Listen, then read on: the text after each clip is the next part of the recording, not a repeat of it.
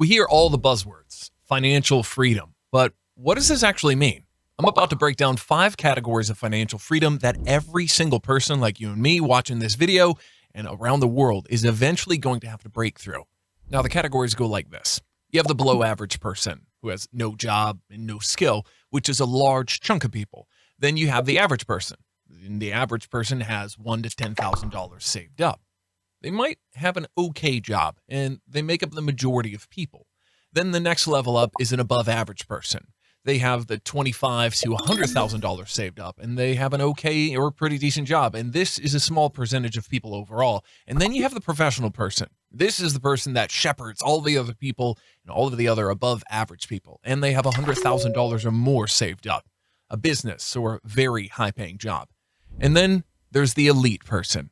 And that's something I'm going to get into for you at the end.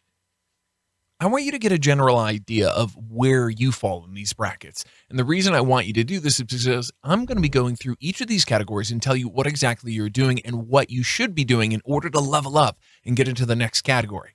And this is all in the name of breaking down the FF line, or the financial free line, which is a consistent line that you have to break above in order to have time freedom, location freedom, and financial freedom. You guessed it. And once you're above this line, you're basically free to enjoy the human experience and live your life however you want. Anyway, let's start out with below average. Okay, so the below average person is very, very early in on their journey, and they've done pretty much nothing. They're pretty much useless to themselves in the world. They provide no value. This is the type of person that's probably living with their parents or with somebody, not paying rent, not having any skill, not making any real money, just playing video games or wasting a bunch of time. But these people aren't just very early in their journey, and we love all humans, don't get us wrong. So we need to give them a way to get out. And so at this level, all you need to do is get a job or get a skill, and you need to start trading in that time and that skill for some basic money. So that's where you can start saving up a little bit of money. Now, there's plenty of ways that you can do this, but at this level, it's basically a free-for-all hustle. If you want to sell muffins, you can do that. If you want to cut trees, okay. You just have to get up on your feet and start doing something. Now, say you're below average and you're watching this video. You get up off your feet, you go and start flipping things, you save up from there, $2,000, $3,000, $4,000, whatever this case, and you level up to an average man. Now it's your job to take the current decent level of income that you have and your current savings and go and create new opportunities for yourself. And as most of you guys know, I would highly advocate for an online business if you have a little money saved up. And for simplicity's sake, I have 3 business ideas that I think are the easiest and most common to start. And they go like this: dropshipping, freelancing, and agency. Let's take a look at those. Dropshipping is making a comeback now because of TikTok. You can run ads on TikTok, and it's a lot easier than with Facebook. Facebook sucks, right? And you can also just create free TikTok content or organic content that goes viral, and it's free ads, which cuts 1/3 of the cost of running a dropshipping store, making it way more profitable than ever before. And then you have freelance. Basically, you have a skill, let's say it's video editing, and then you go to Fiverr, you go to Upwork, or any other websites online, and you sell that skill in exchange for money. You could either freelance for a lot of people and make money that way, or you could freelance a very specific type of style in a small niche and charge more, and then go find customers that are willing to pay you for that specific style. And then finally, you have creating an agency. So if there is a service or a skill that you have, you can create an agency around it, which is essentially, I'm going to do this for this business or this person, and I'm going to do it at a large scale. So if you're freelancing and you get good at that skill, you can create an operation around you and that skill, or you can train that skill to like your family members or just hire someone and then create an agency around that skill. Freelancing is a logical step to take before making an agency.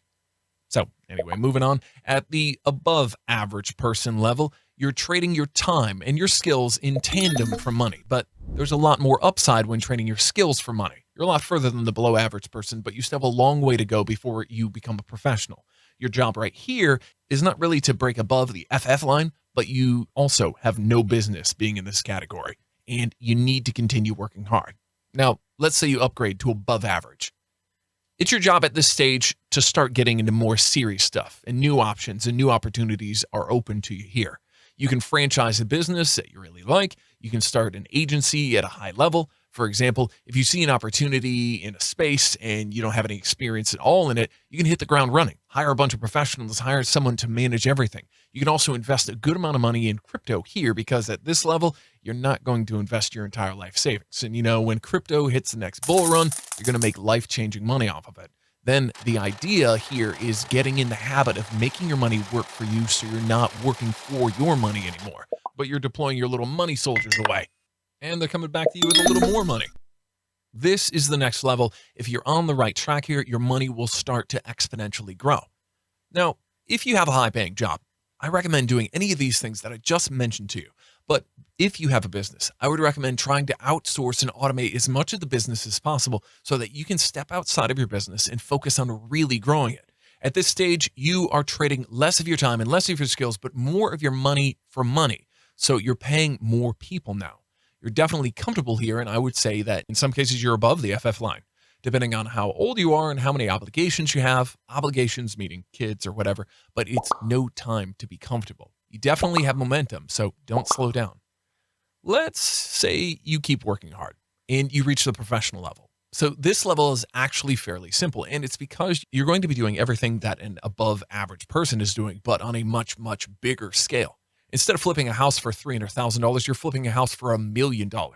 And the thing you need to understand is money is relative. So the more money you have to play with, the more you're going to make. And the lifestyle does not really change because of a bowl of Chipotle still costing the same amount of money. So as you start to exponentially grow your money, as long as your lifestyle doesn't get crazy and your lifestyle doesn't outgrow how fast you're growing your money, it's going to be just explosive growth. Really? The key piece of advice for people in this category is don't spend too much money. You have serious momentum. So don't just go all out and spend all your money, and don't waste it. You need to keep your income way, way, way above your lifestyle. And as long as you do this first and give your income and capital room to breathe and room to grow, it will. Don't complicate things. Don't buy bonds. Don't invest into the IRA. Just do the basic stuff at a higher level. At this level, you're trading very, very small amounts of time for money and mostly money for money.